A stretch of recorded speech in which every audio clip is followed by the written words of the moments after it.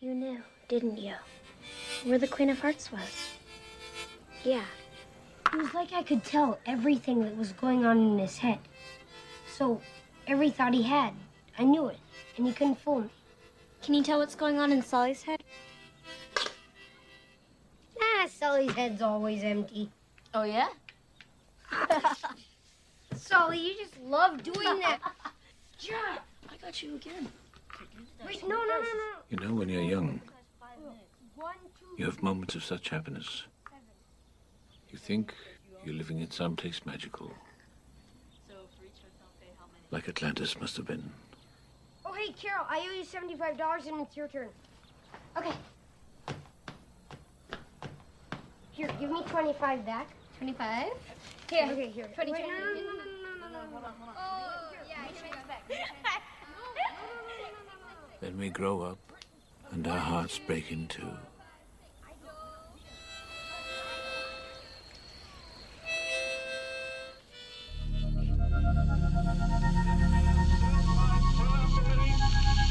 That the only thing we have to fear is fear itself.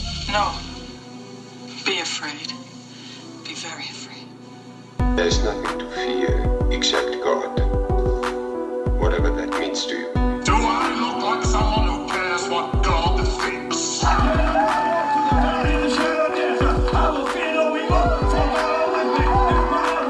do I say this? Because we got Holy Ghost power! You're listening to a podcast exploring faith and fear, what scares us and what saves us. This is The Fear of God.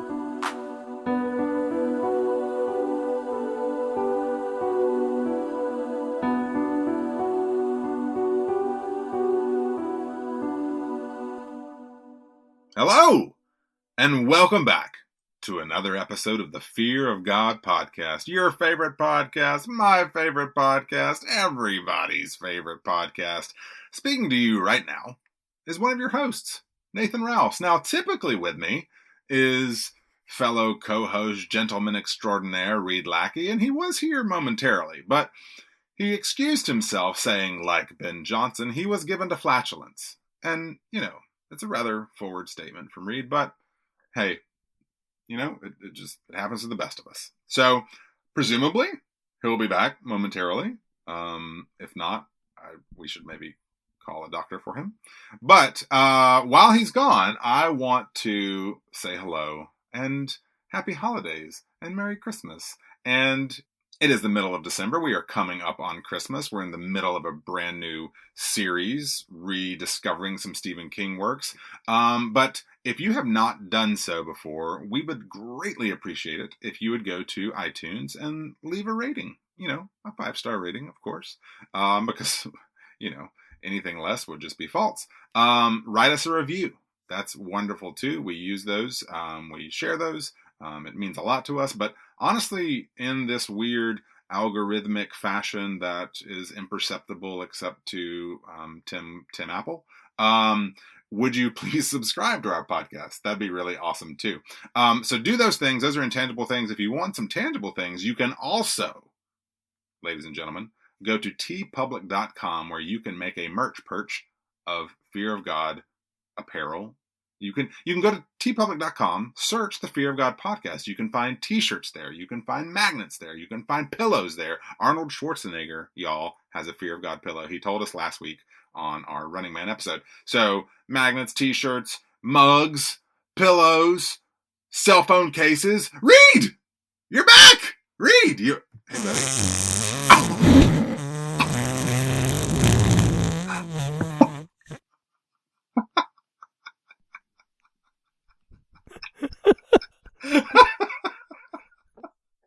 every now and then, you get these so right.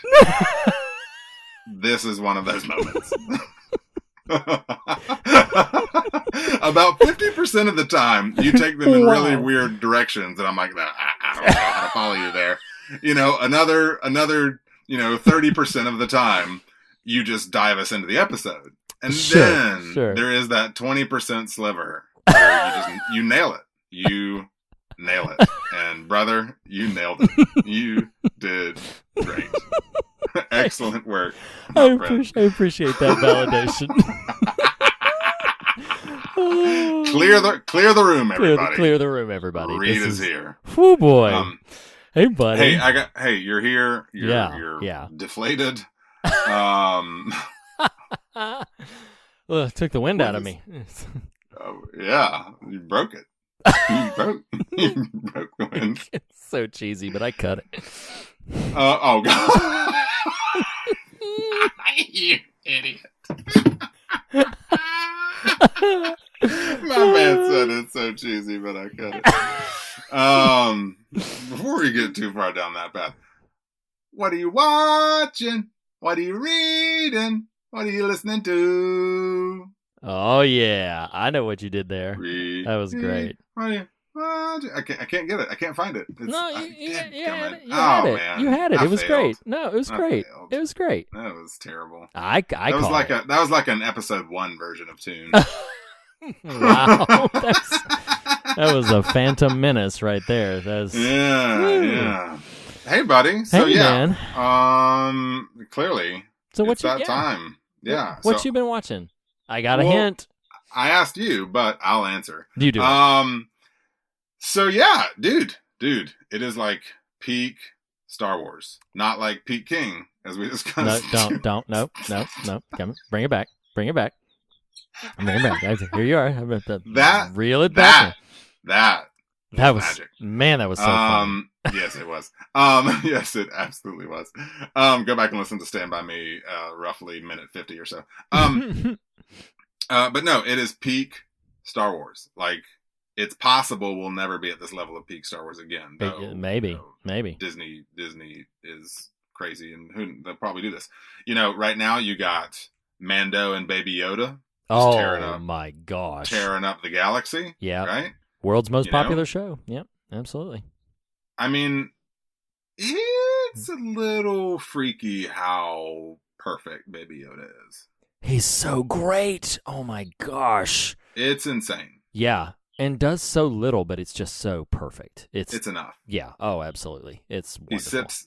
He sips his tea, It does silently tap into judging you.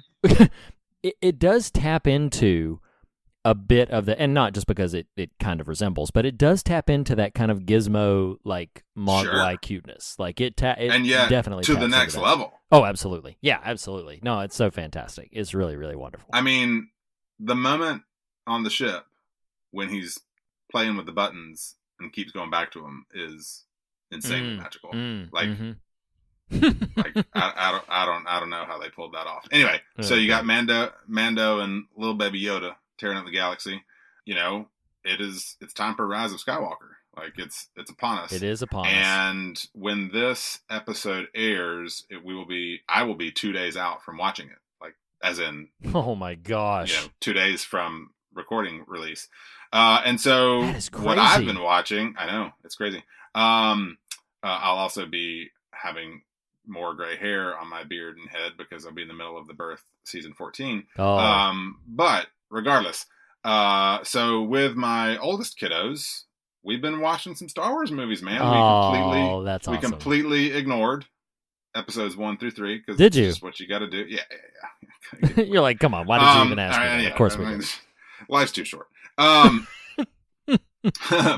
this is all in prep. So Reed, you and I have talked about, I don't honestly know if we've ever talked about this on the show, but we have just sort of, volleyed this back and forth, and more or less we've done this. We just haven't named it this way before. Listener, we have our routine episodes are like the one you're listening to right now. We have our Quarterly Kings, which is their own little format. We have occasional little bonus episodes, a la Reed and his son talking about Universal Monster movies, a la Bill Oberst Jr. interviews. Retroactively, we're going to dub those as such, but in prep for Rise of Skywalker, we're going to be having our first B-side. Like the old cassette, like the cassette tapes that Arnold finds in his brother. That was his brother's place. His brother's place. Yes, that was his brother's place. You kind of missed that last week. Yeah, I did. You did. Disinformation. And we're going to do a B-side where myself, and presuming it all works out, another previous guest we've had on the show before, Mr. Ian Olson, he guested on a couple of our Quarterly Kings, also a Star Wars head. He and I are going to be discussing Rise of Skywalker as well as some other, kind of Star Wars stuff. So you'll have that to look forward to, likely to come sometime in January, that episode at least. But yeah, so I have been consuming Star Wars. It is what was really funny. My wife is amazing in so many ways. One of the ways in which she is not at all is in pop culture consumption. And it's really, every now and then, it's just like this brick wall. Like, why will you not just love Baby Yoda? Like, this marriage is on the rocks because you will not love Baby Yoda the way you're supposed to. But what's really funny is last night, she and I went to her company Christmas party, and turns out she works with a bunch of Star Wars heads, and all of a sudden I'm in the mix of all these people, and we start talking about. I'm like, I felt really torn because I want to be deferential to my wife, right? But I'm like, well, no, I'm going to talk about Star Wars and Baby Yoda with the people that you work with, because like, I need to feel comfortable and secure in this environment with strangers. So Baby Yoda, it is. Sure. Anyway. At that point, she needs to just sort of get on the train. Like, at that point, she's just like, this is I'll where it's let headed. you tell her that, but I will not. Of course. I'll just say you're amazing and move on. And as you should. Love Baby Yoda on behalf of both of us. Okay.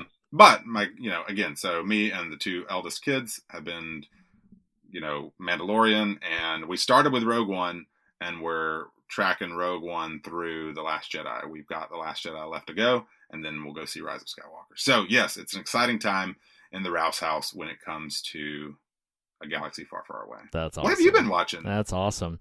So it kind of took me like 4 weeks to watch, but because it's that long, that's or a it just joke. took you to get around to it? No, it's that long. No, in all seriousness, I watched the new Martin Scorsese film, as he dubs it, a Martin Scorsese picture that hit Netflix. We had discussed on the pod, although I can not remember how long ago it was, the debate, the Steven Spielberg debate, and I said, Martin Scorsese's doing his next film for Netflix, and the Irishman is a 3.5-hour film, and I watched it over the Thanksgiving holiday, and it was... So it's kind of being hailed by a large number of critics as, a bona fide masterful work of Scorsese. To me, I found it to be quite strong in many ways, but the length did sort of burden me after a while. I felt the length. What's interesting to me about that is that for me, and in some of the other post-viewing pieces that I've read, for a lot of other people, the most compelling parts of the film are in the last hour and 15. Like, those are the most gripping moments of the film, not in terms of like suspense or whatever, but just the weight of drama and character and everything like that. And so one could say, well, they would not be quite so gripping if not for, the 2 hours and 15 that preceded that. That is difficult to gauge, but I will say that like I really enjoyed it and was glad to have seen it. It stars all the big names. Joe Pesci is back from kind of a semi-retirement. Robert De Niro in the lead, Al Pacino in his very first Martin Scorsese film. So it's got some heavy hitters in terms of acting talent. It is a basic mob crime story. To call it basic is a bit reductive, but it's a mob crime story centered in large part around a man with some humble beginnings, but who rises to be a very important and prominent figure in the life of Jimmy Hoffa. And Jimmy Hoffa was a historical figure. Not going to go into all the ins and outs because, good Lord, it's 3.5 hours long. But, it's one of those films that I would say if you are remotely interested in Scorsese's output, particularly his output about, these sort of crime dramas and crime epics, like, you should see it. Like, you should absolutely see it. It's a very well-performed piece. It's a well-constructed piece. There are some fantastic moments in it, even if the overall piece is not this big recommendable behemoth. Behemoth. Behemoth. Hear me. These random insertions that we make. Oh man. So, but that one there. But yeah, I mean, like I do find it a very compelling piece, particularly as I said in its last hour, and so yeah, so that is what I've been watching. This is frustrating because nothing you have said is frustrating. Like, you are not in yourself frustrating. It's frustrating because as I've known, okay, I need to watch this, I do try to watch as many of what will end up being Oscar Best Picture nominees, and that sure, pretty much a shoe-in. For something, it absolutely is. Yeah. One of the worst feelings that can happen when you're in my type of brain space, which is like, okay, I try to. So for instance, I went to go see Parasite recently, which is amazing and highly recommendable. But I was worried going into it. I'd been following the breadcrumbs of that movie's release since it had been debuted at whatever film festival it did, and so by the time you get to it, you're like, oh, dadgum, man, this. I don't know that what I'm about to watch can in any measure stack up to the hype. And so I'm worried with The Irishman that so the frustration comment is simply what you basically just said is, this is going to be the homework you're worried it is. Oh, I see. You know what I mean? Yeah, yeah. You'll find a way to appreciate it, and it is worth appreciating, but it'll be homework. Right. Because every now and then, like, I remember this happened to me watching the first Godfather, because it took me a long time before I got around to that. And I was worried the weight of legacy and history and time would overly burden it. Sure. But I loved it and really found it actually genuinely compelling in the watching of it. But that doesn't happen that often. More often than not, it's the reverse, where you finally get around to that classic movie and you're like, yeah. That was the thing. There's that. You know, everybody loves it. Yes. Well, I will say two more specific comments about it that are non-spoiler. Sure. Joe Pesci normally, particularly in Scorsese films, has been the one who like explodes. He plays these very angry, like the guy's head in Running Man. Exactly, like the guy's head in Running Man. So, but he's the guy who just flies off the handle when he feels insulted or anything like that. There's that famous scene, like, you know, oh, like, do I amuse you, you know, from Goodfellas, and so like but in this one, he delivers a really compelling performance because his character is like alarmingly reserved, and there's a lot underneath the surface, and he does a remarkable job at it, like just this very, very sort of quiet menace kind of thing. And I gotta say, I have been with Pacino and De Niro and others from that same era. I have kind of been in the camp of like, with respect, most of your best work is behind you. Now you are kind of delivering the same kind of thing every single time, and you do it well, but this, like, I just know I'm not surprised by you anymore. So what I will say is that in this film, for me, that was kind of true for Pacino. Pacino's good at what he does. He's interesting to watch on screen, but that's kind of true for me. He kind of peaked at Dick Tracy. You know? I mean, holy Dick Tracy. Oh my gosh, man, busted out Dick Tracy. Of all things. He kind of peaked. That's scent of a woman, but okay. I know. I know. Man, that's great. Just throw it all in a Pacino stew. That's great. No, the last time that I really felt like Pacino delivered a performance that surprised me was actually his performance in Christopher Nolan's Insomnia. That was a long time ago, and that was the last time that like he really delivered a very nuanced and layered kind of performance. But I will say that in The Irishman, so De Niro is either narrating or in every scene. And De Niro, for me, knocks it out of the park. Like, De Niro does some things that even in pieces like this that I'm not accustomed to him doing. It's not common for me to see some of the ways in which he addresses some of the problems. He does a tremendous amount. And he and Scorsese have a lot of history. Like, they've made a lot of films together, and for a long time they were kind of mutual muses for each other. And so I can kind of understand like these two people getting back together and kind of falling back into that creative rhythm. But I got to say, man, De Niro was a very impressive performance in this. There's a lot of layers to the portrayal that he gives of this character. There's some unexpected reactions to certain things. And so I don't want to spend too much more time on it, but there are some genuinely impressive things about it, even though I wish I could say you were wrong about this is going to be a little homework. This is going to be a little bit homework. But yeah, still worth seeing. It's on Netflix now, and The Irishman. And that, ladies and gentlemen, has been another installment of Whatcha, Watchin, what you reading, listening to. Whatcha, Watchin, what you reading, listening to. What you reading, listening to. What you reading, listening to. Listening to. I'm so proud. Thank you. That's great. You did a great job. A little more in reach. Thank you. Reed, so we're back at it. We're back at it.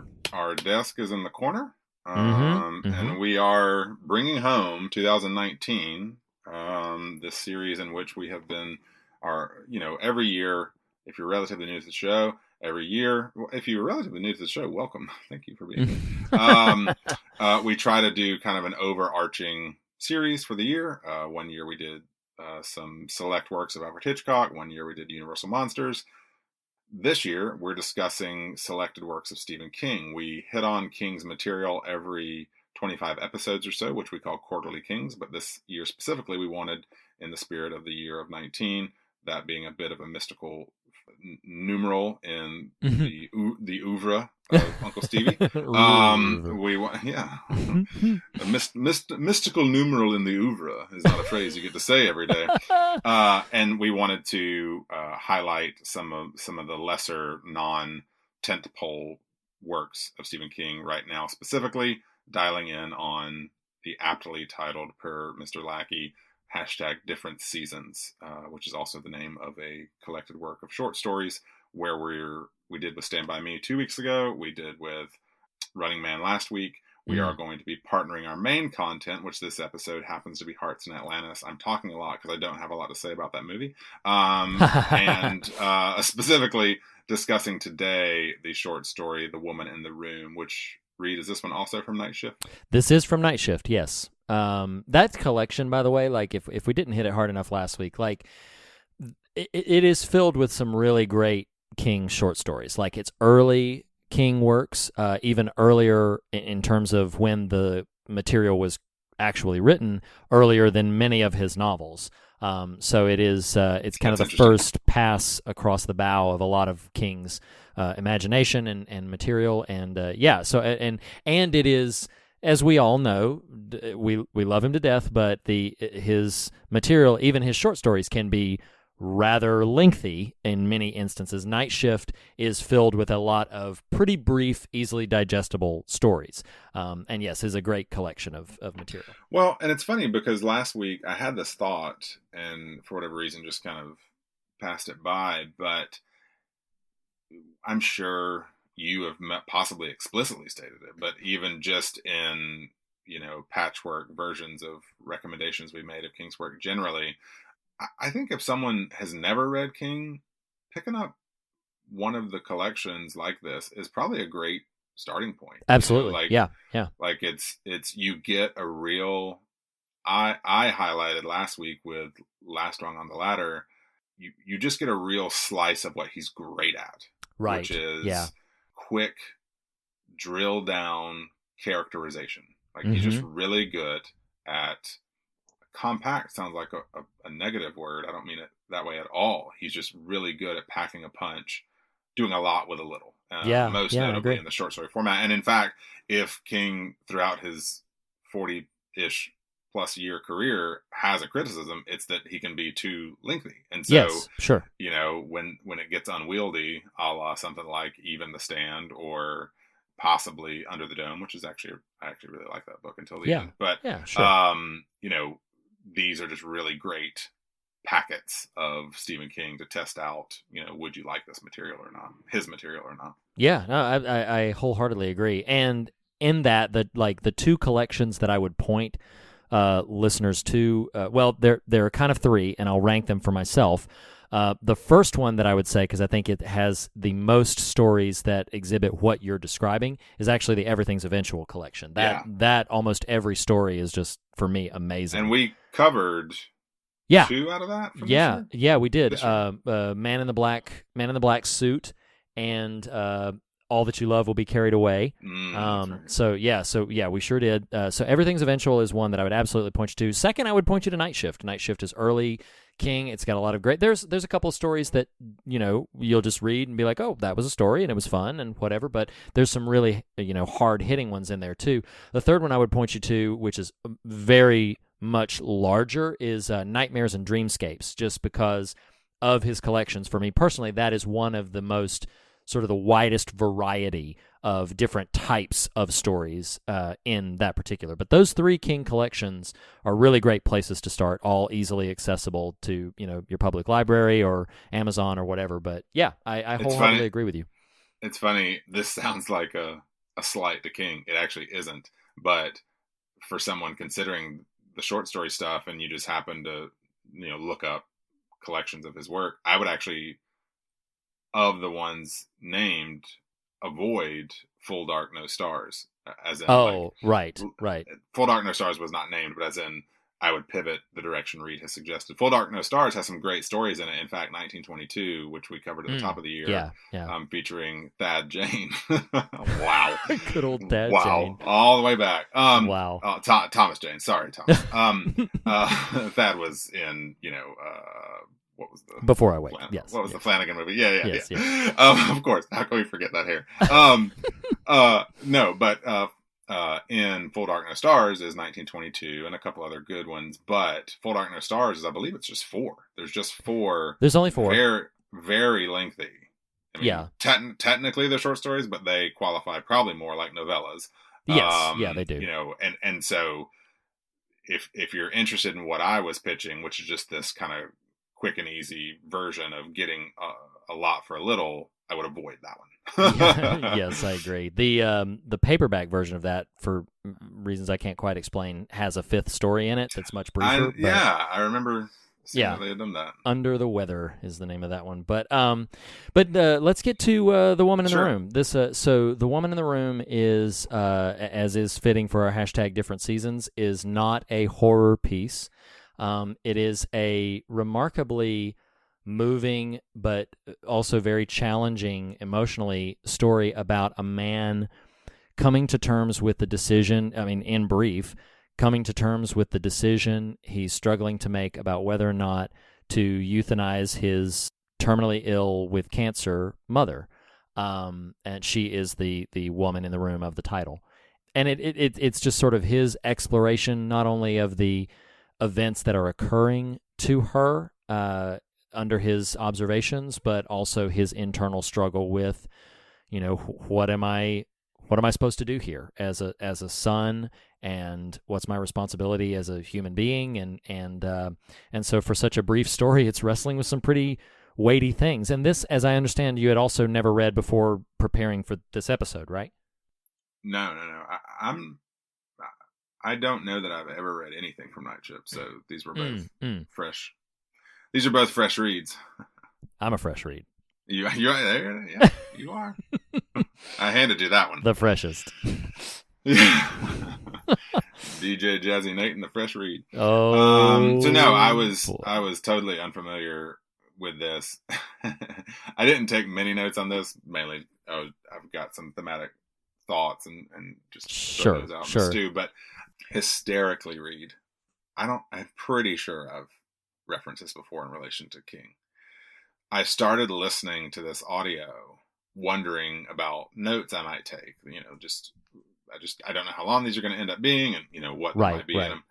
Jokily thinking to myself, it'd be really funny if in the short story the word apotheosis showed up. Like, literally, that was the conscious active thought when I queued up The Woman in the Room. Okay. If you've never read any King,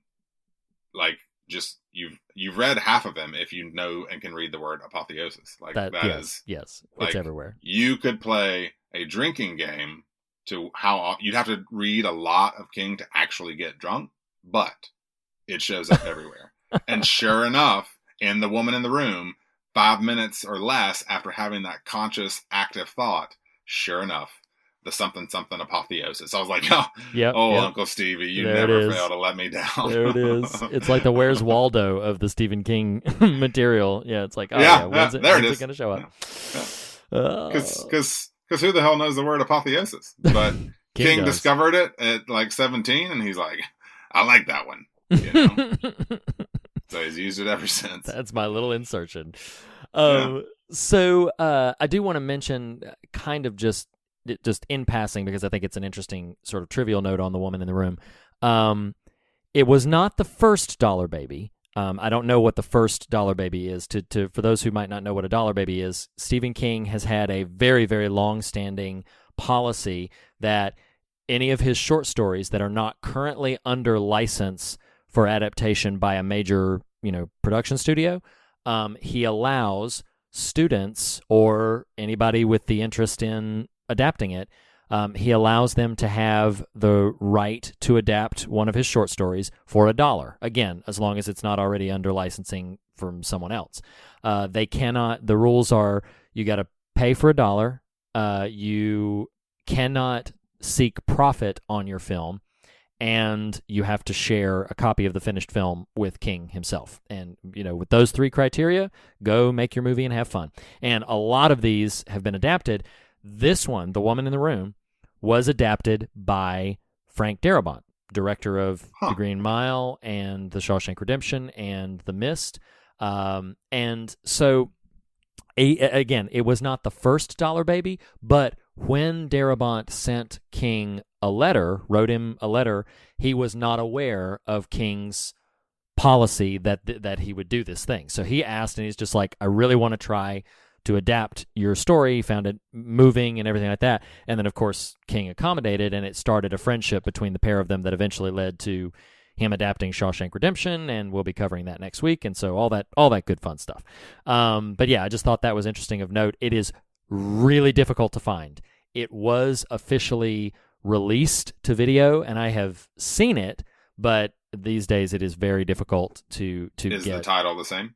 Yes, The Woman in the Room, and it's a very faithful adaptation. And you can imagine Darabont's sensibilities. It's very, emotionally resonant, and I remember it being very strong as a piece, but it has been years and years and years since I've seen it. I actually stumbled across it in an old video store. It was packaged with an adaptation of another Night Shift story called The Boogeyman, and packaged in a little thing called the Night Shift Collection. And it was just these 2, 45-minute things that when viewed in sequence make a feature film length. But yeah, it was an adaptation of The Boogeyman and The Woman in the Room. And yeah, so it's out there on the internet somewhere, I'm sure. But I just thought that was an interesting piece of trivia. Now let's get to the story itself. What did you think? How did you respond to The Woman in the Room?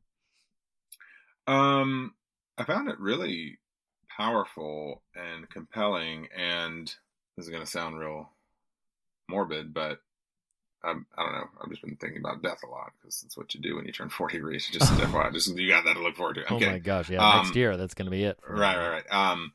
But I think I mentioned a couple weeks ago, my wife has been reading some of these kind of end of life memoir type things. And, yes. I'm assigning that genre title. I don't know that she would, but and it's interesting because I'm going to reference heavily for this moment the Phantasm episode and the latter 20 minutes of that. Yes, yeah. Reading this story or listening to the story, how I did, conjured for me the experience of our dog passing away a few months ago, and that, because as you said, the story is his choice or not to euthanize his mother in this scenario, which is a very common practice for your animals, your pets.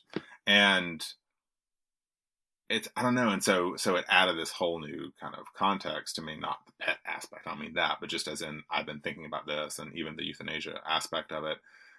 And it was interesting because, and I don't foresee getting as emotional in this moment as I did there, but reflecting on those days, it was interesting. I was just chatting with my wife after that experience as I just sort of emotionally unpacked, or sort of thought about, intellectually even unpacked over the course of the following weeks after that. And you asked about the story, and so I feel like I'm maybe erroneously addressing other things than what you're interested in. No. Okay.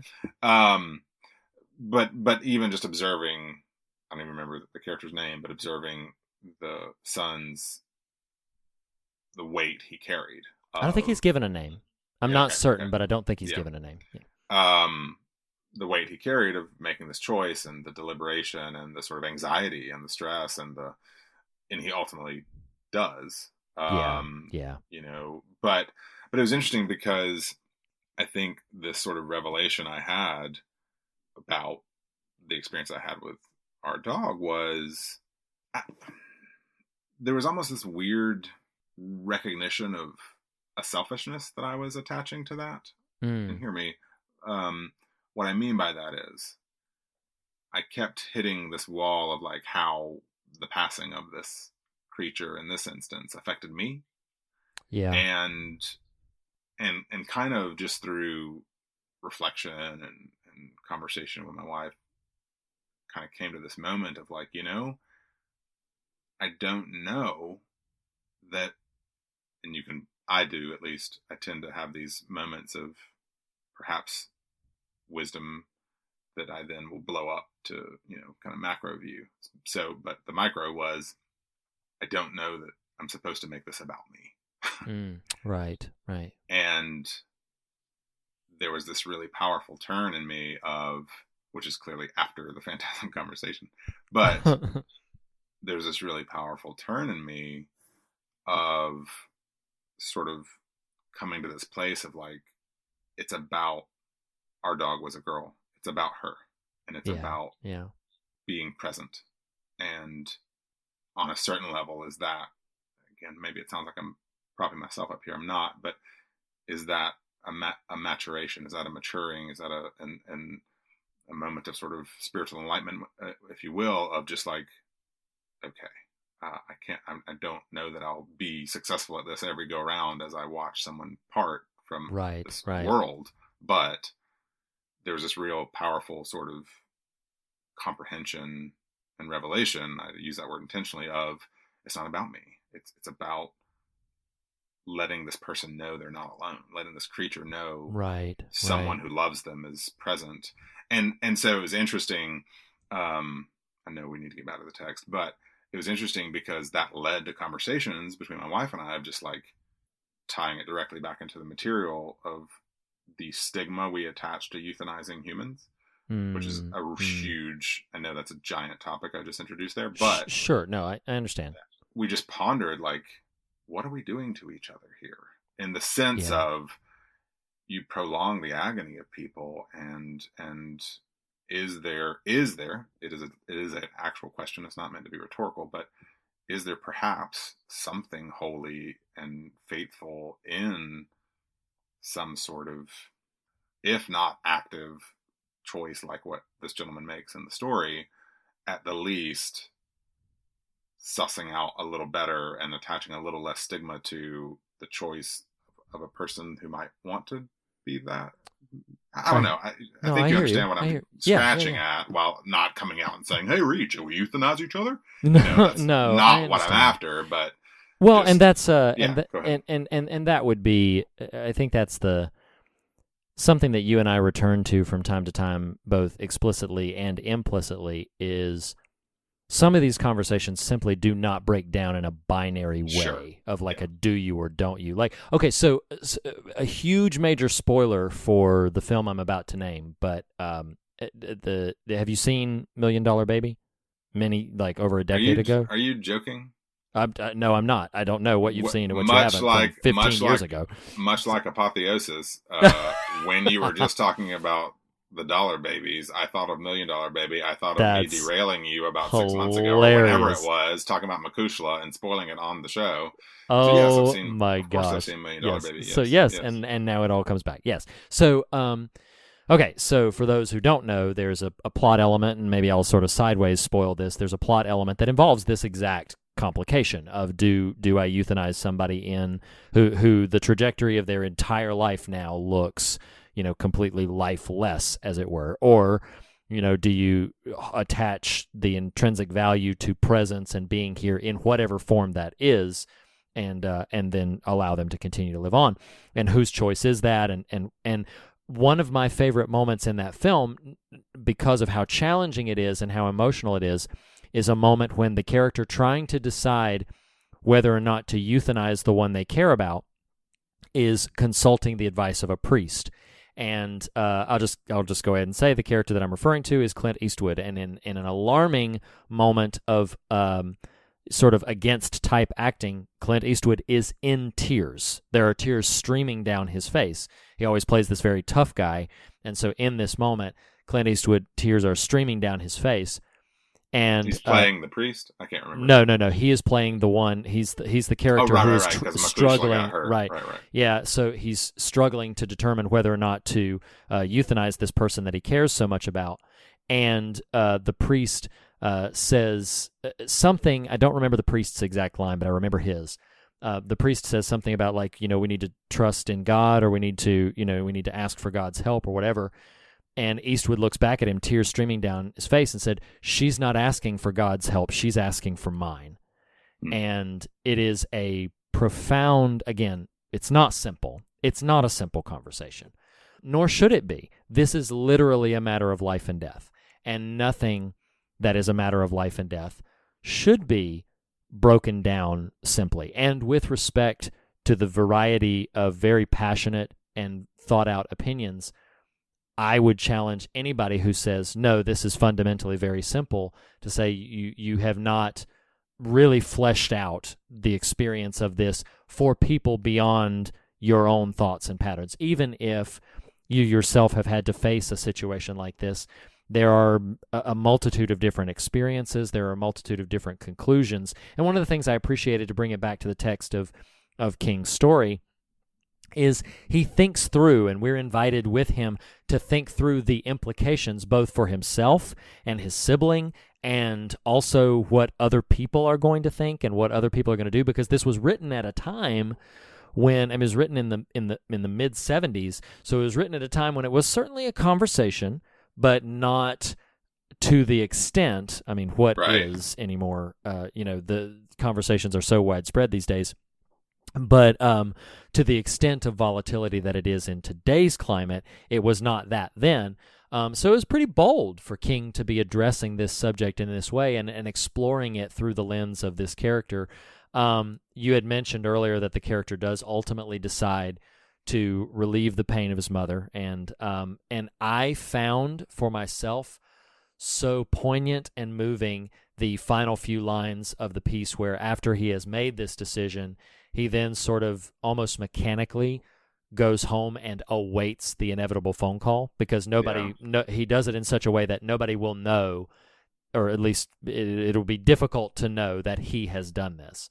And so he goes home and sort of waits by the phone for the call that's going to come to let him know that she's gone. And I found that to be very powerful, regardless of how I may feel about his choice.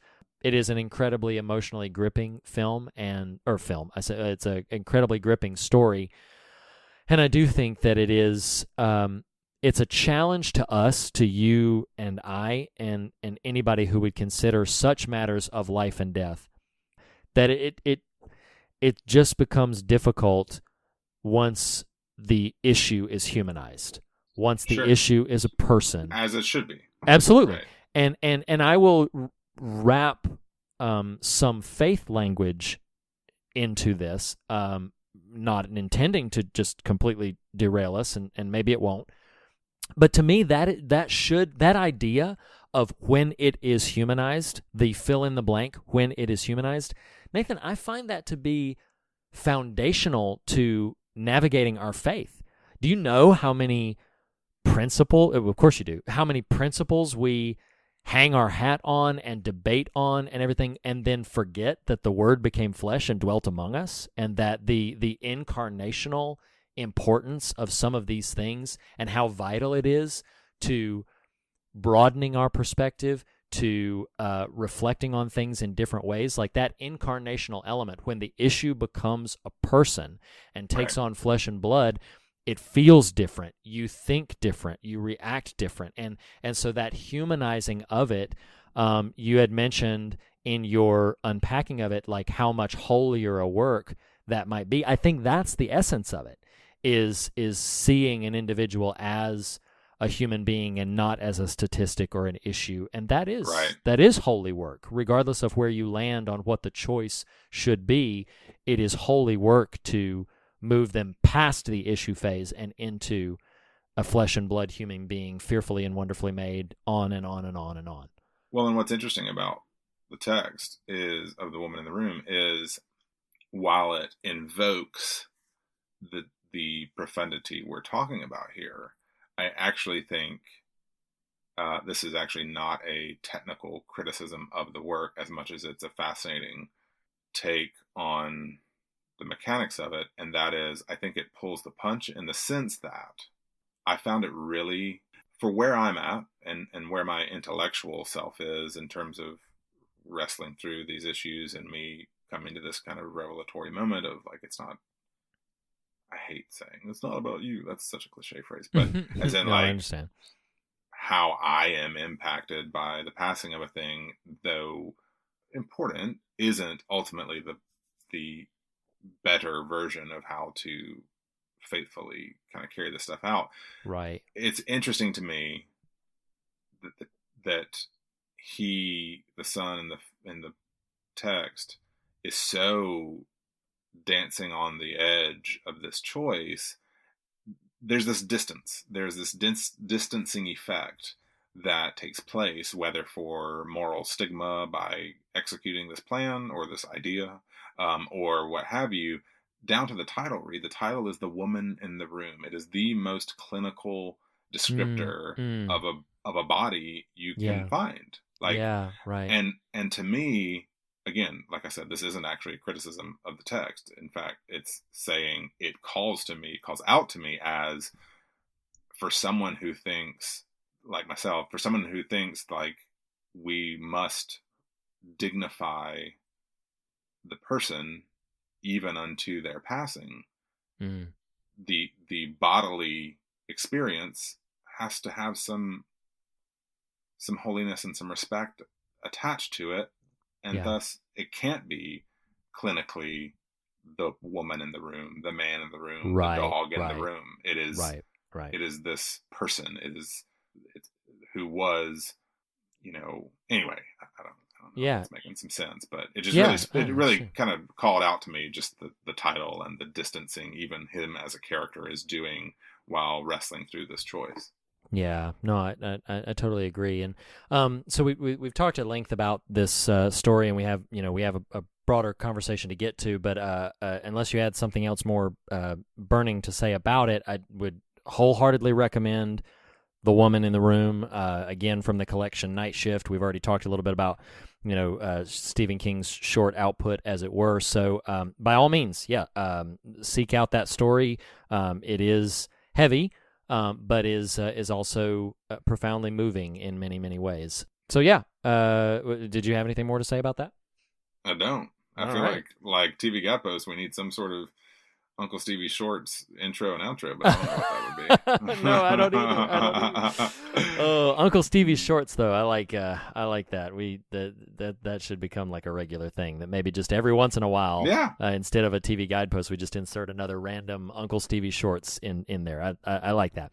But speaking of his shorter material, it's funny that we're mentioning he's got these collections of short works, and then you also mentioned Full Dark No Stars, which is a collection of 4, or in the paperback 5, longer short works or novellas, as we've talked about, which is where the hashtag Different Seasons comes from as well, because Different Seasons is a collection of 4 shorter novels or novellas.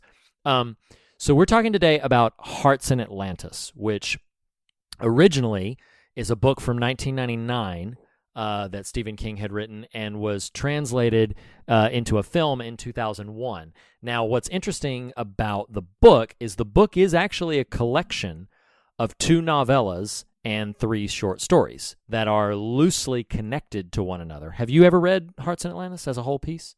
I have, actually. Oh, awesome. So, yeah, and what's interesting about it that is not present in the other short story collections that we referenced is these stories, while complete unto themselves, are loosely connected to one another. Most of the time, like in Full Dark No Stars, the stories don't have anything to do with each other directly. Like you finish the piece, and then the next piece is a completely different story with completely different characters. Whereas Hearts in Atlantis was unique in the fact that the stories did build upon one another while still being complete unto themselves. Now, did you like the book? Did you like Hearts in Atlantis?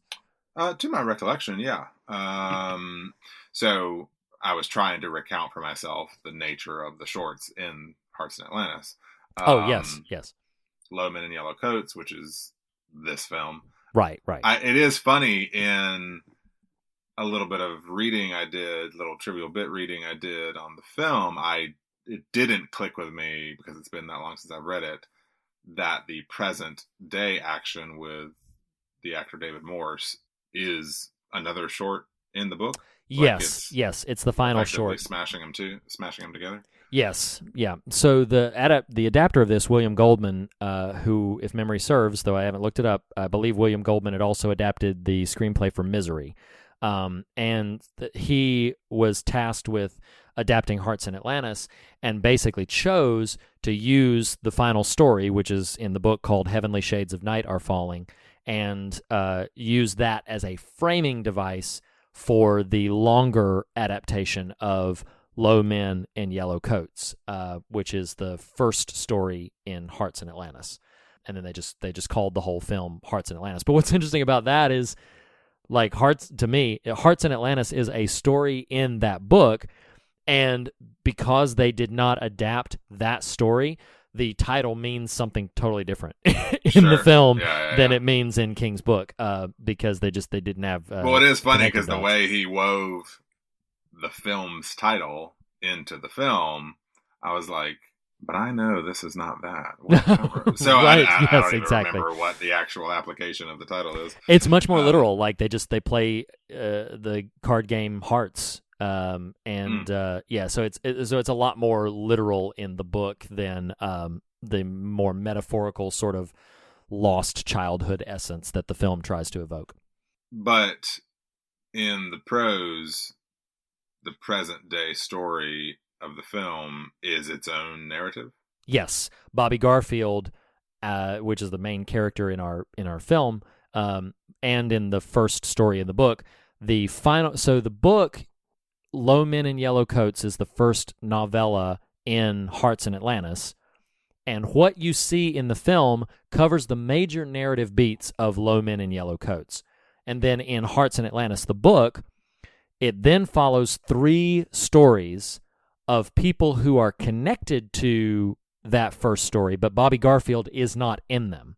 Sure. And then the final story, Heavenly Shades of Night Are Falling, it returns to Bobby Garfield as an adult in very much the similar beats to what you see in the film, with the major exception that in the film, the character of Carol is dead, but in the novel, she is not.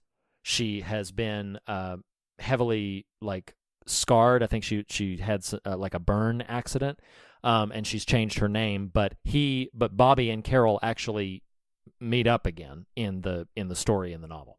Well, and it is worth mentioning here, not that this isn't already windy enough, but in the Stephen King of it all, the title Low Men in Yellow Coats, which is, of course, not addressed at all in the film. Right. The low men of the story are emissaries of a sort from Midworld, which is the Dark Tower kind of parallel universe that operates throughout the spine of much of King's work. And, so it's just kind of interesting that they go that route. Now, did you remember the character of Ted from the Dark Tower saga? Do you remember him? It's okay if you don't, because I don't even remember all about it. I just remember some distant factoids. As in, he shows up in the Dark Tower series. Is that what? Yes. Maybe if you place him, it may ring a bell. But so I can't remember. I'll be very brief about this because I cannot remember too many of the specifics. It's been a long time since I've read the final book. He's only in the final book, but he is. This is going to make no sense to people who haven't read The Dark Tower, but he is key to the Crimson King's plan to break the beams.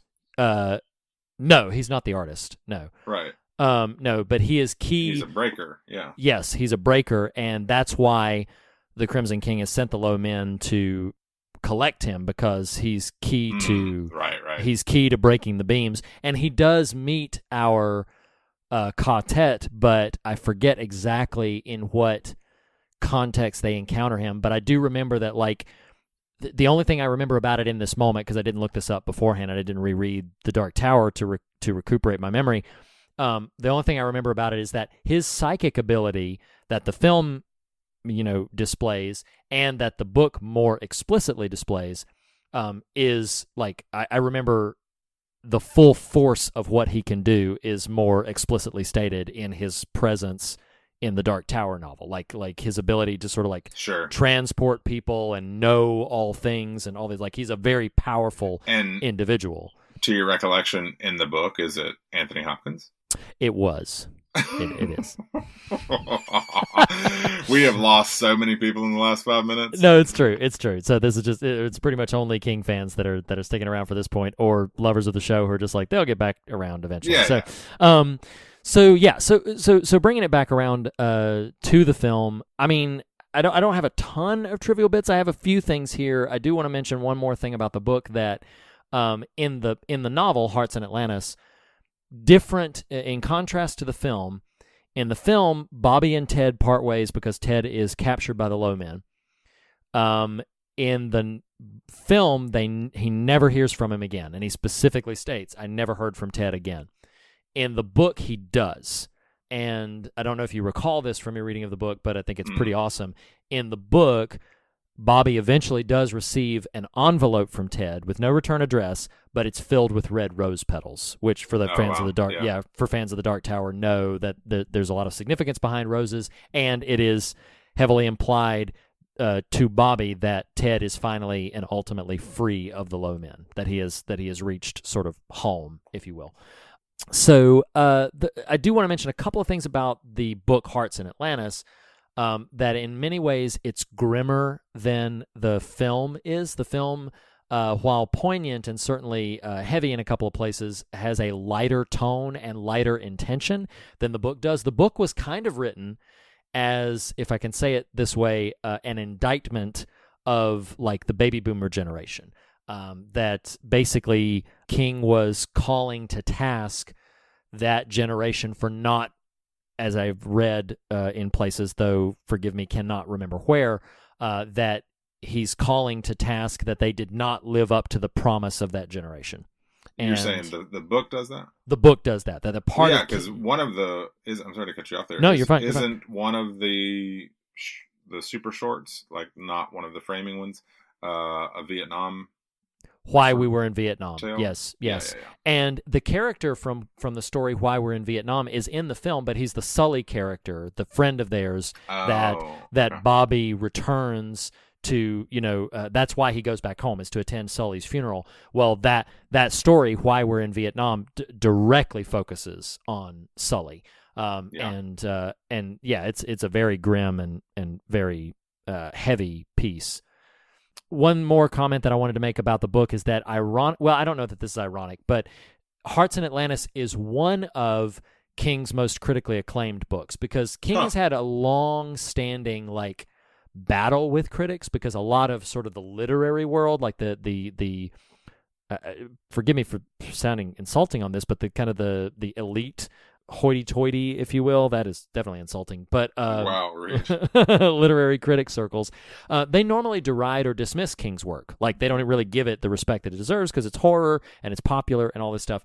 Well, Hearts in Atlantis is one of the books that, even among that circle, they were like, no, this is different and this is strong and this is, digging into some different territory, and so it remains, even though it's not as heralded by his horror fans as like iconic King. It's one of his most critically acclaimed books, which I found interesting. That's interesting. So I don't have anything more about trivial bits. So let's get into your notes or not of the likes dislikes in the film. All right, so Reed, stop me if you've heard this one. Okay, so I'm going to pitch you here on story idea. So like an adult writer learns of the passing of his childhood friend, and then we flash back to kind of the origin of that sort of thing. Yeah, what do you think? What do you think? I think it's fresh. It's I know, there's that Rob Reiner movie, but in this one, as a kid, in this one, as a kid, the kid in the question, there's this weird insinuation about, inappropriate relationship with an old man. Yeah, which makes it weird. I think that'll sell. I think it will. And more than that, okay, if you don't think that's going to sell, maybe the old man is a telekinetic. And you know what? I've got a great title for it. Okay. Because honestly, like Farts in Atlantis. Wow. Man busted out Farts in Atlantis. Won't even let me finish a joke, but just like bust out. I'm sorry. No. It's the Nathan show. You have fun. Like you just go for it. Oh my gosh. No. So what I was gonna say was, like, Please. like in the tradition of the Rob Reiner film, maybe we could create a popular song, and maybe it could be called "Heaven Is a Place on Earth." Like maybe that is an appropriate title, and we can associate it as such. And but Farts in Atlantis is better. That's the knew where that was going to go. That's the winning title. Yes, like Ben Johnson. We are giving the flatulence here. And so Farts in Atlantis. How long have you been sitting on that one? No, dude, I know you think this. Little to nothing is pre-planned in my life, That was not planned. It happened like that. So great. That's the beauty of comedy, friend. Farts in Atlantis with an old man. That is gold. Oh boy. So yeah. Did you see this in the theater? No. This is one that I didn't see until it was a home video release. It just in general, just happened to be one that I hadn't caught. Now, what's funny is I still don't think. I'm going to tip my hand a little bit to when we get to the fog meter and recommendation second. But like, I don't love this movie, but I will say that this second viewing, I was more favorable towards it than my memory of it. My memory of watching it, I was very much like, this is a thing. This is a movie. I didn't hate it. There's some good stuff in it, but it's not something that I would like highly recommend. And I should notate, maybe listeners care about this, maybe they don't, but I'm just going to spill this out here right now.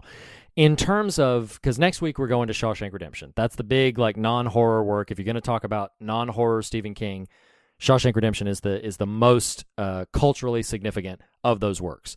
But we had a discussion, you and I, about whether or not to cover The Green Mile. And The Green Mile is also, by Frank Darabont. It's a great work. And part of what we sort of struggled with a little bit is that some of the themes and some of the narrative itself, it's just very on the nose. That's just, a brief sort of take with that. And the reason we're covering Hearts in Atlantis is not because necessarily that is a better film than something like A Green Mile, but because there's some different things to go to, and there's a couple of different avenues to approach it. Maybe we'll get there when we get to theme. But I was not like terribly taken with this film. This viewing of it heightened my affection somewhat. It still didn't land into the, oh my gosh, everybody needs to see Hearts in Atlantis. But I was more fond of it this time around than the first time seeing it. This was your very first time seeing it, right? It was funny going into it. I couldn't remember had I seen this or not, because I knew I had read the book. Right. But which I don't know if you know this, but critics actually really lauded the book. I had not heard that. Had often sort of overlooked King, unrightly so. That's not true. He's always been very popular. That's what they say. Farts in Atlantis.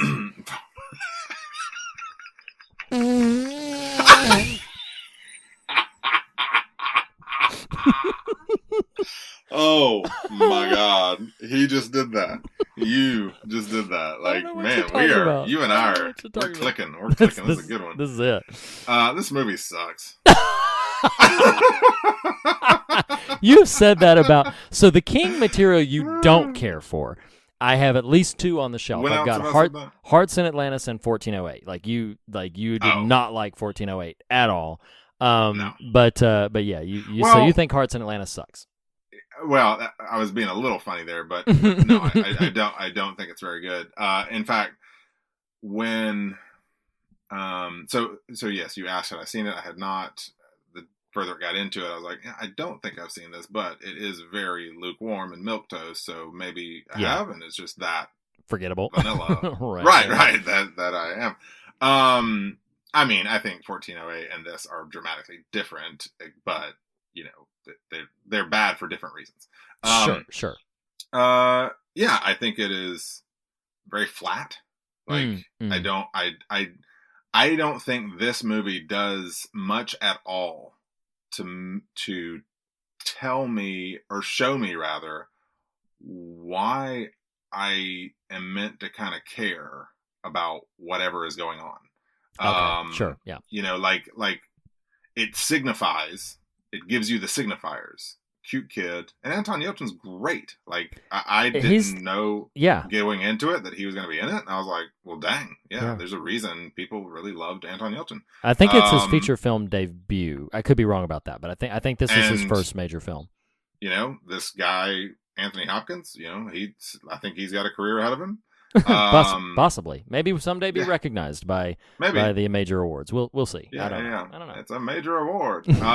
Fragile. Goodness gracious. We're at the end of the year here, and we are just spun up. Yeah, y'all. But my man said, yeah, y'all.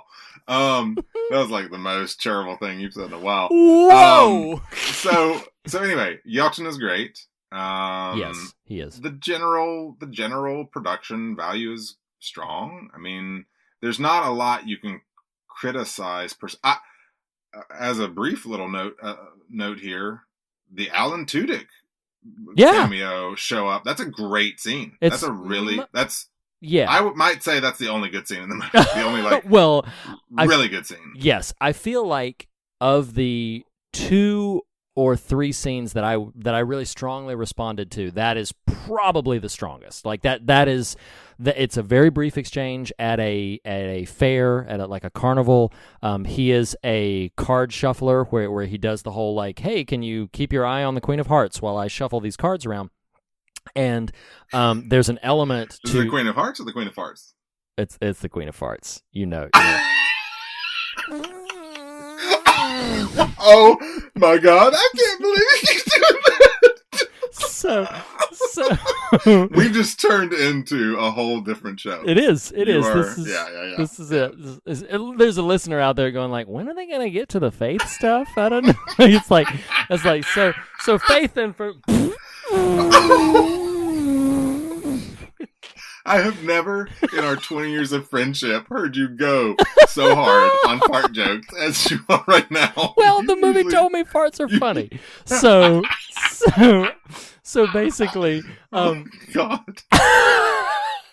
Everybody's like, wow, the pendulum swings. We're talking this heartfelt conversation about euthanizing and, oh my God. Now we're like, they are literally farting into the microphone. I don't understand. No. You are. Let's be clear about this. Between the two, 50% of us are. Okay, so Alan Tudyk is in this movie. Alan Tudyk is great in this. It's the only reason to watch it.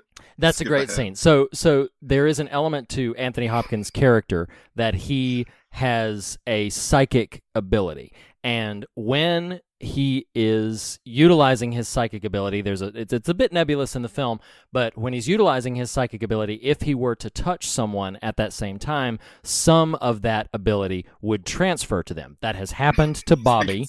It's like a psychic fart. A psychic fart. My mama called it shining. So talk about steam.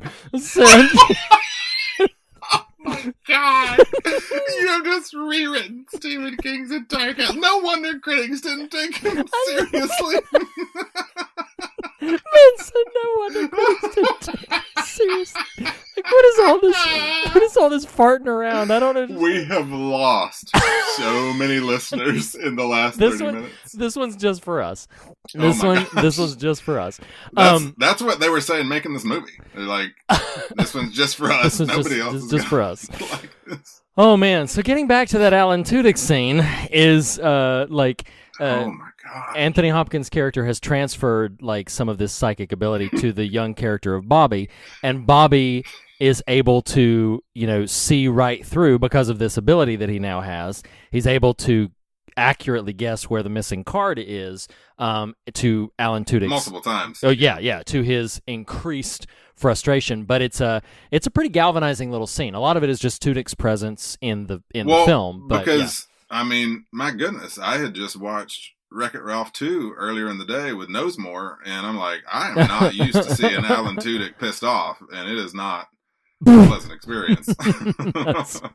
He is not happy in that scene, which is interesting because that was I didn't look far enough back in his catalog here, but this came out in 2001, and Firefly, at least to my knowledge, is when he first kind of really made some sort of splash pop culturally. Was the next year. So like his persona that has been finely tuned over the last 15 years, and there was not in place. Sure, and there's a deleted scene for that scene where like he goes back and he's talking to his friend. There's like, more hearts in Atlanta. There's more hearts in Atlanta. So he goes back home to his friend, and as soon as he walks in, he says, "I have had a doozy of a day."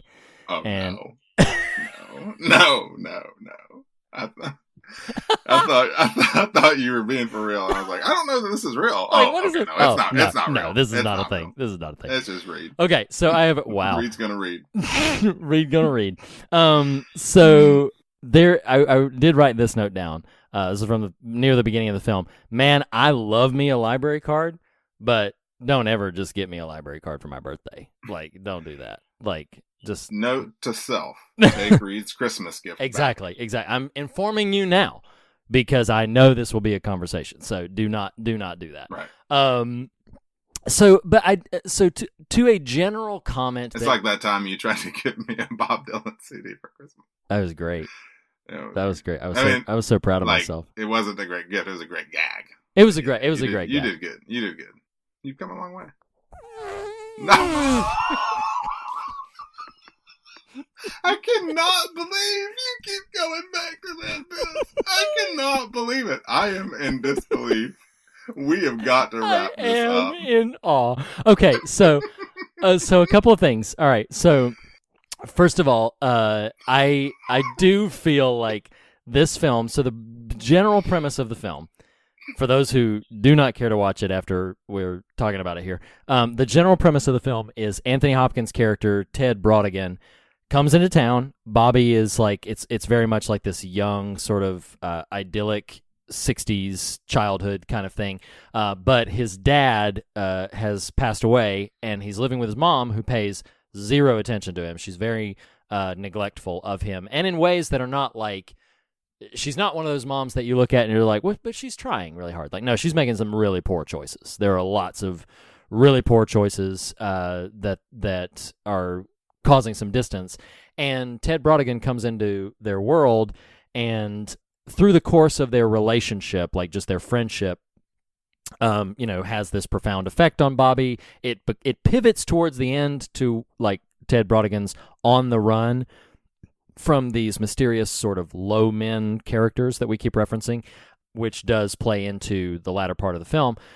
But I mean, honestly, that's the summation of the film. It's a mood piece. It's something that's trying to evoke. As in, it'll put you in a bad mood. Sure. It's something that is like, you use the word milquetoast. Like, it is so like sugary sweet kind of like, it's just very saccharine. And I thought milquetoast was more like bland. So, well, you know what? I don't know. Yeah. I don't know. Whatever it was. I'm pretty positive. So you may not know, but I'm saying I think I know. It's like, Reed, you don't know, so I'm here to tell you. I'm saying it's not sugary. It's bland. not. No. So words. It's it's less like sugar and more like gruel. Wow, I would not call this film grueling. I mean, it's like. Well, no, I didn't say grueling. I like gruel, like the soup. This is gruel. This is productive conversation. So, I mean, I can't believe you're still trying to summarize it. It doesn't matter. It's not a good movie. So, but like, man, there are probably fans of this film who have checked out. Like, raise your hand, these everyone guys in the room. Wow, if you are a fan of this movie. Wow. Sir Anthony? That's what I thought. Roger Ebert was a huge fan of this. Like really? he and I believe Richard Roper was his co-host at the time, but yeah, like Ebert and Roper like gave it like big thumbs up, like they loved it, like they really thought this film was great. I mean, to each their own. Everybody gets it wrong sometimes. Wow.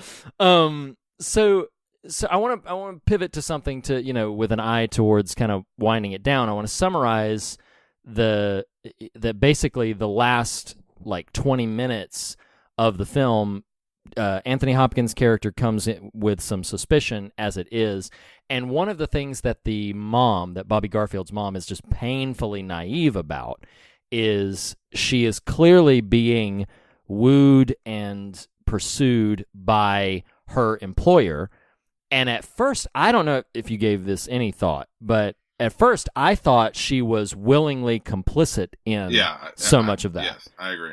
And then when later in the film, when he directly assaults her in a very upsetting scene, it is like I was surprised that she was surprised by that, because I thought this is kind of what you're playing into all of this time, and so that I struggled with that quite a bit.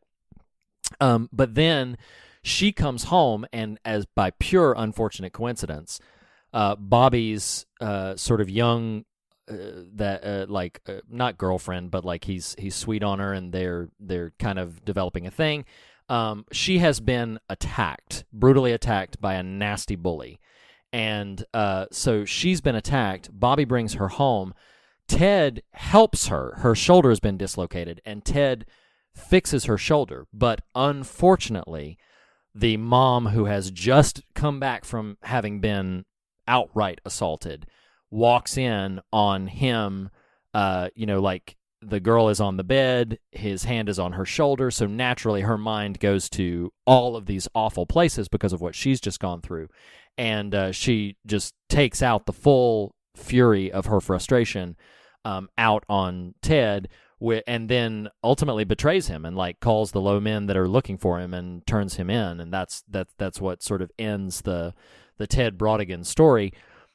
But there was something that I found, a line. There are two lines that I found that I did like quite a bit, and I thought they were worth. I'll frame this in a second. The lines that I'm referring to are: there's one point at which Brautigan says, "We're all just passing through, kiddo," and then later Bobby, in reflecting on his time with Ted, says something that I did like a lot. Says, "What Ted did was open my eyes and let the future in." And the film is trying very hard to sort of be about this exploration of a loss of innocence.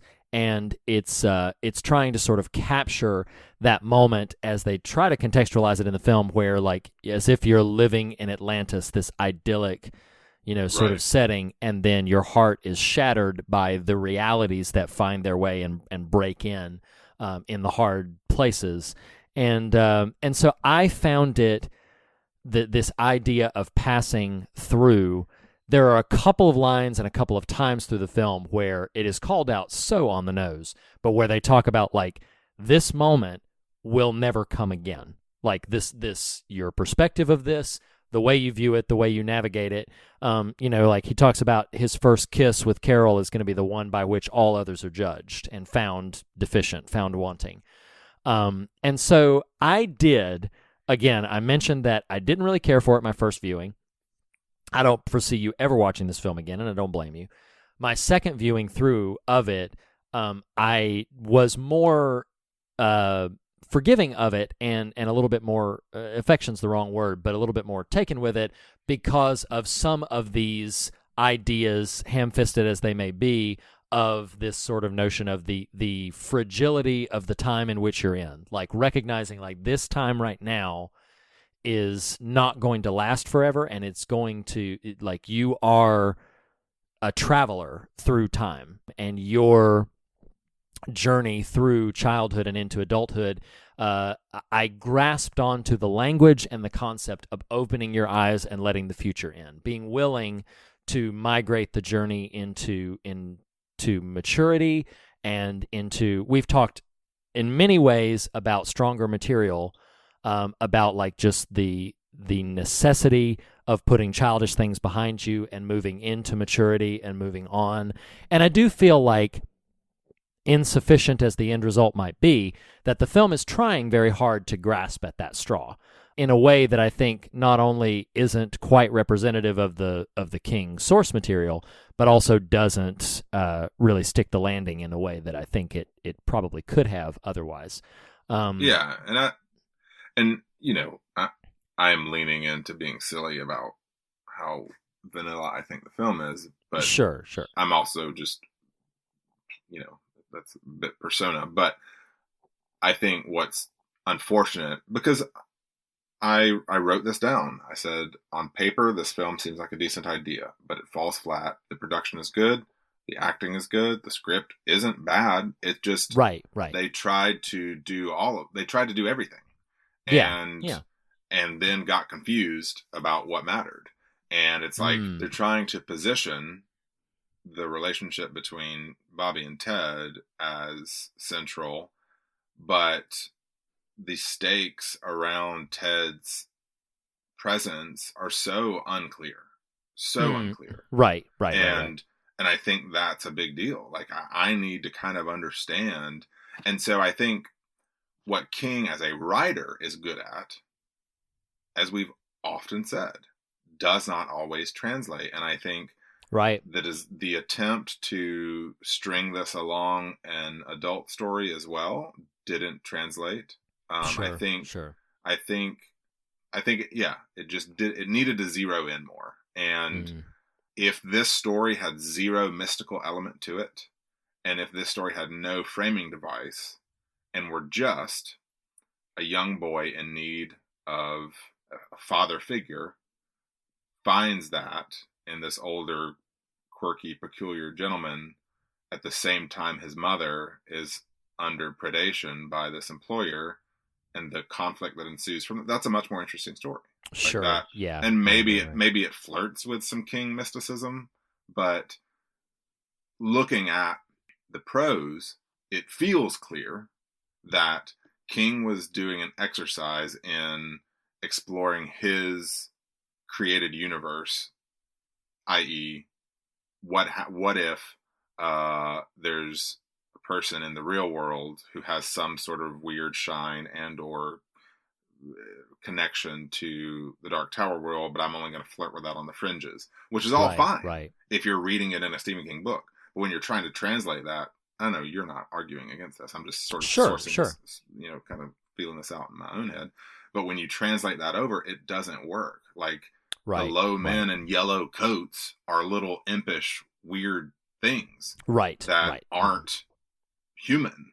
And so when you want to use that language still in the film, and instead they're just these like Goombas walking out of The Irishman, I'm like, I just don't get it. Yeah. And that's why the strength of the Alan Tudyk scene is so potent, is because everything else doesn't matter. This is just two characters having, the stakes are clear. Yeah, right. That's he doesn't want the little boy to win. The little boy can win.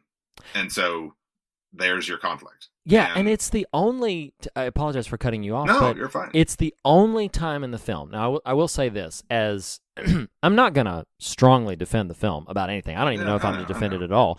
But partly I'm just sort of articulating in a way that I haven't yet, kind of what I mean. But what I will say about it is that Alan Tudyk scene may be the only scene in the film where the film stops telling us and starts showing us. Yes. Because absolutely. the film tells everything us... else is signifier. Yeah. Yes. It tells us everything, every single speech from anybody, including Ted Brodigan, who I feel like Anthony Hopkins is fine in this. Like you said it really well earlier. Like everything about the film is perfectly fine, but it's telling us everything. And that Alan Tudyk scene, you see it on his face. And and you see it on Bobby's face, and there's so much in that one individual scene that's not quite explicitly spelled out for you, and that's what makes that scene more interesting, and that's what makes it hit harder. And to the point of just odd choices and signifiers, I didn't remember enough. I remembered the relationship of Brodigan and Bobby as the child. I didn't remember really the adult story with David Morse that they use here. Gotcha. And in those first 5 minutes or so, when he goes to the funeral of Sully and then asks about Carol? Carol. Mm-hmm. Carol, and the guy's like, oh, by the way, you don't know she's dead too. I was like, what? That's stupid. That's a dumb choice. Wow, that's pointless. It is literally pointless to this movie. Yeah. It doesn't matter. I agree. Mm-hmm. I mean, I would make the case the adult story with David Morse doesn't matter at all. Like, zoom in more, but okay, so then you get to again. I'm sorry, I'm cutting you off. No, you're fine. But then you get to friggin' like he sees the daughter walking by the house, right? Which is the same actor. Oh, y'all are real clever. Yes, and alone. Like, where's she going? What is this? Where's she on her way to? But she's walking by alone, and then he says this vaguest of all vague lines and says, we didn't keep I was hoping to see her. We didn't keep in touch like we said we would. Girl turns around and is like, you're the boy from the Ferris wheel. What story, what teenager in their right mind, like, no, teenagers don't even listen to their parents. Like, why in the world, this one has honed in on this obscure story about her first kiss on a Ferris wheel and then knows it by simply the guy saying, we didn't keep in touch. Like, I'm criticizing the lengths to which the film spells it out for you. It gives you... It's just lazy. Yes. Yeah. Lazy is a good word. I feel like the film is earnest, and I feel like it's sincere, but unfortunately, it takes the shortcut instead of making the more difficult choices to what it's after. And pivoting back to the source material of the book, I feel like one of the reasons why, and it's been a long time since I've read it, but I feel like one of the reasons why that book hits harder is because it's dealing with some things that it is willing to let be complicated, and that it's willing to let be muddy, and it doesn't quite spell out as directly what it is. Because, like, in the book, the character of Bobby, after what happens with Ted, he becomes like a juvenile delinquent. Like, he never reconciles with his mother. Like, that's an element of the story that, like, that when his mother turns Ted in, which she does in the novel as well, when she turns Ted in, like, that ends their relationship. Period. They do not reconcile. And so, King, as we've, indicated in the shorter works that we've talked about, like, King is good, alarmingly good, at being able to pack some really heavy punches on some of those character relationships, including their endings as well as their substance. And so this is to kind of sort of wrap a bow on this. I know we're talking about, we haven't delved as much into theme, but honestly, it's not there. Yeah, this is like, the theme is spelled out for you about this loss of innocence and about that sort of thing. And as I had given it a bit of lip service earlier, I genuinely have some appreciation for what the film is trying to do. I don't have as much admiration for the way it goes about it or for how it ultimately lands there. But that having been said, I would highly recommend, since we've done an episode on it right now, I would highly recommend that listeners seek out the book. The book is good. The book is genuinely very strong. I think you will find the book rewarding. It is made up of 5 smaller pieces that loosely connect to one another. And I genuinely, and if you're inclined not to read but to listen to audiobooks, I think it's the only audiobook that he's narrated, but William Hurt narrates the audiobook of Hearts in Atlantis and does an amazing job. So yeah, it is a book that you can get check. over farts in Atlantis. That is That's going to be the takeaway. Fear of God Hall of Fame. This will be ranking right up there with all of our best bits of the slurp from Texas Chainsaw Massacre. Your farts in Atlantis recurring fart noise is my slurp from TCM. Well, I think what it is interesting every now and then. I'm like, maybe I'm not Lenny after all. But you watch a movie like this, which maybe this is just low hanging fruit, and I am still Lenny. But you're like, okay, why did no one just stop and be like, y'all, what are we doing? What is the story here?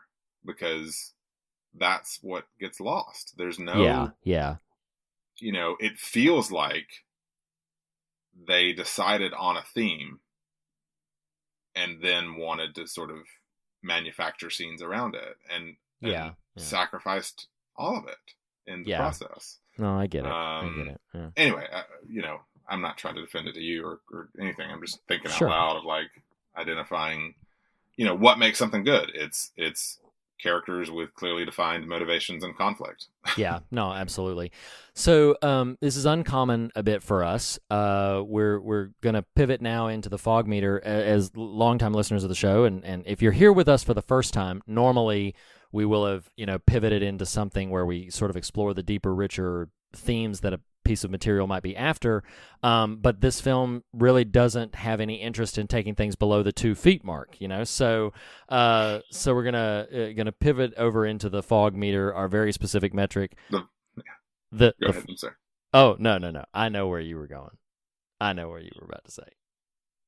I just can't get over it. It's, like my coworker erroneously will use sometimes. Read, this is classic.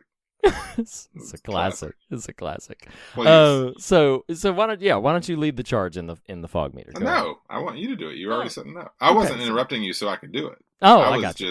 Yeah. No. I was just thinking about farts in Atlantis and just could not contain myself. The Queen of Farts. It's great. Yeah. So basically, we judge these films by their fear measurement and their God measurement, their scares and their substance. The fear measurement on this, dude, with the exception of that, literally the simultaneous scene where mom is being assaulted at the conference, juxtaposed with that same moment, young Carol is being accosted by the bully.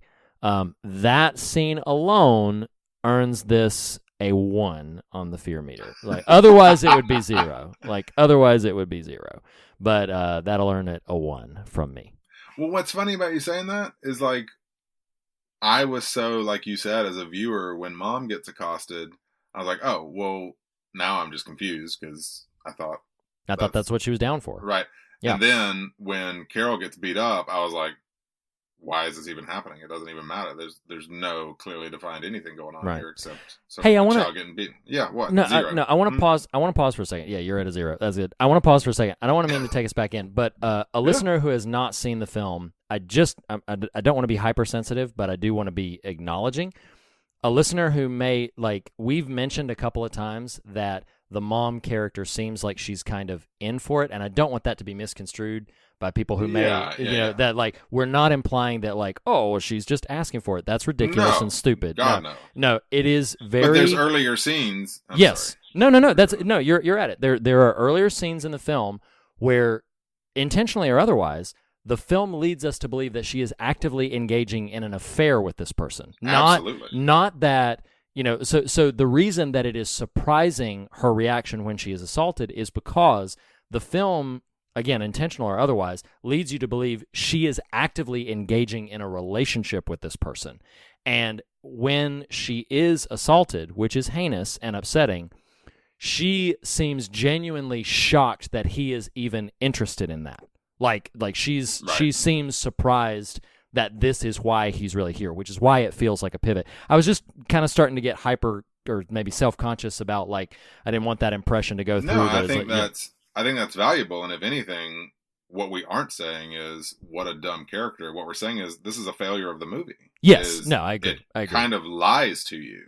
Yes. And not in the fair storyteller, consumer kind of way. Like, well, now I just don't even know what on earth I'm. Yeah. Yeah. So, no, exactly. I appreciate that interlude or that interjection, and think that's appropriate to be sensitive to, because we wouldn't do that. And right. No, absolutely. It's just the movie rings false. Yeah. No, I agree. Anyway, so 0 on scares. I get it.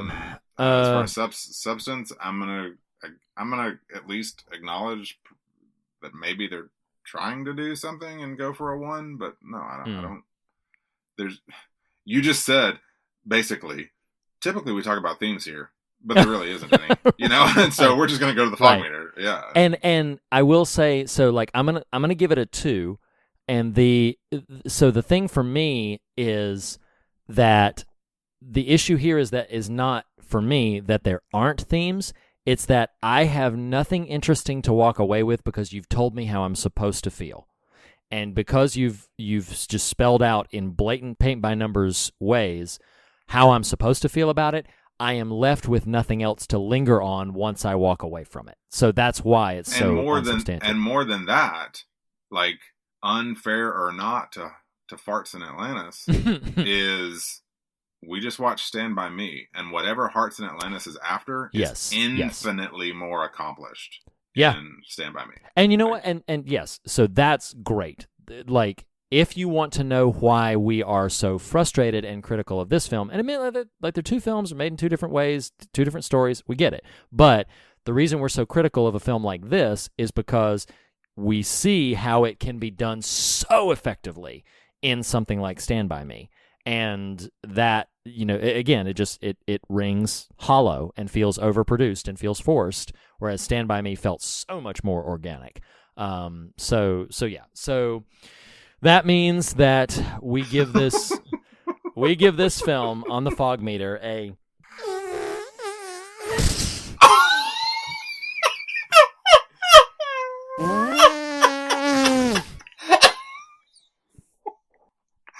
Oh my God. That is a new low for the fog. Didn't know I could love you more than I do after the last hour and 30 minutes. Oh, man. I am stunned at your willingness.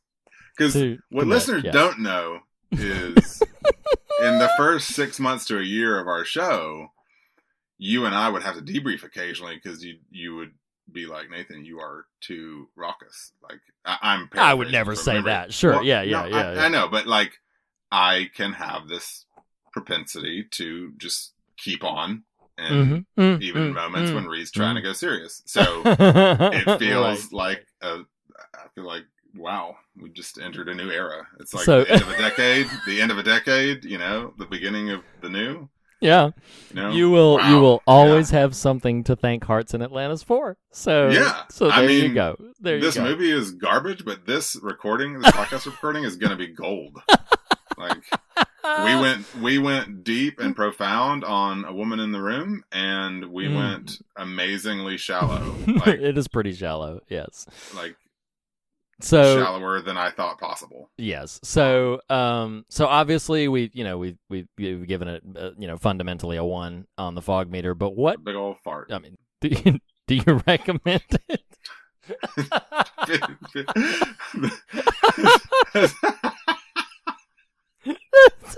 Has there ever been a more rhetorical question asked? I would say if it exists as a scene, YouTube the Alan Tudyk scene from Farts in Atlantis. Otherwise, no, sure. Not at all.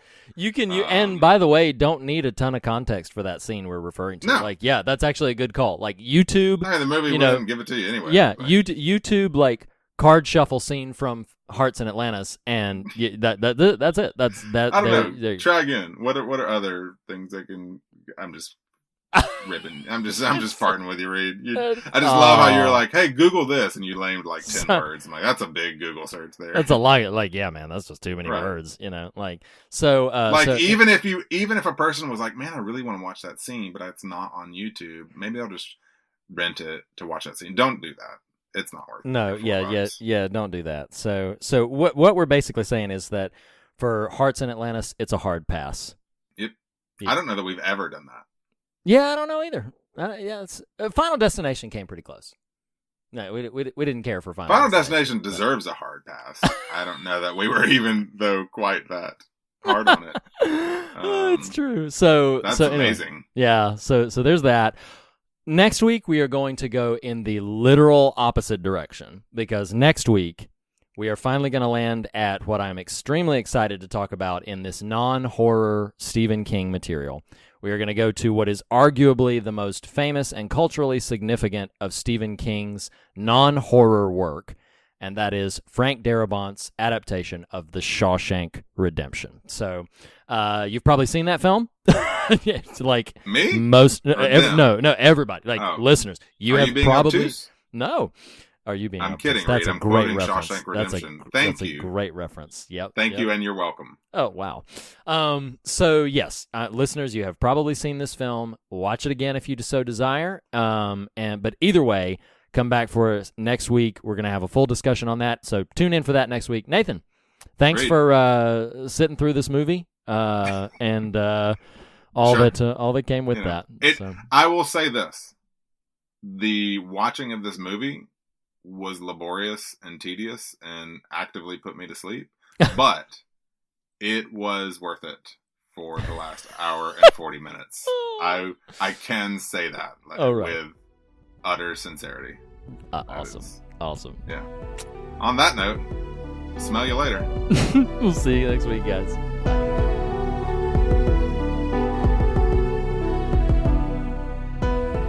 The fear of God is the beginning of wisdom, but not the end of the conversation. And you can continue the conversation in a variety of ways. You can follow us on Twitter at The Fear of God. You can like and follow us on Facebook or join the Facebook Fear of God discussion group. You can follow us on Instagram at Fear of God Podcast. Go to morethanonelesson.com to leave a comment on this post or any of the other official episode posts. Email us at fearofgodpodcast@gmail.com. Our theme music was composed by Lee Wright and Reed Lackey. Our podcast art was crafted by Jacob Hunt of jacobhuntcomics.com. Merchandise for the show can be found at tpublic.com. Just search The Fear of God Podcast, all one word. And last but not least, if you listen to us through iTunes, we would greatly appreciate a rating or a review. Thank you so much for listening, and we'll see you next week. Hi, everybody.